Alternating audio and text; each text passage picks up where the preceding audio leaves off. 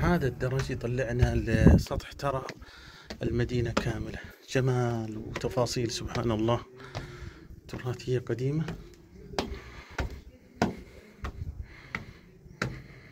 في أشياء ما تجدها أصلا، بعضها الأشياء ما هي مكتوبة لو تبحث، بس الحين أشخاص كذا يدلونك على المكان. ما شاء الله، والمنظر الجميل جميل جميل بكل ما تعنيه الكلمة. يا الله يا الله، أنا تأثرني الأشياء شوفوا التصميم، شوفوا دار البيان، دار البيان زارها الملك سلمان وزارها كثير من الرؤساء في المنطقة هذه. ما شاء الله تبارك الله. هذا الملك سلمان زار المكان هذا. رئيس الجزائر الأسبق بوتفليقة، من عم كارلوس الرئيس الأسبق للأرجنتين، كلهم زاروا المكان هذا. كله تعدوا بالمحل هذا. هذه ملكة اسبانيا صوفيا، ملكة اسبانيا. هذايا أول رئيس الجمهورية التونسية الحبيب بورقيبة، الصورة الكحلة والبيضاء. أيوه.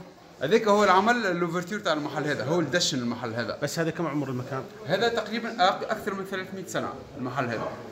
بالقرن بس أنت ال17. تقول لي أنت 1900 سنة قبل شوية، هذا ليش؟ لا 1956 تاريخ الاستقلال. أيه. انت سالتني بورقيبه كان هو، قلت لك لا، بورقيبه هو رئيس جاء بعد 1956. صحيح. قبل 1956 كلهم بيت. فهمت علي؟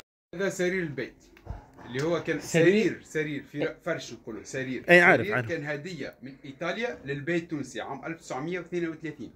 سجاد التونسي، السجاد التونسي، شغل يدوي، شغل نساء، شغل نساء. هذا موجود من الجنوب حتى الى الشمال التونسي، في اختصاص الجنوب اللي هو الكليم البربري.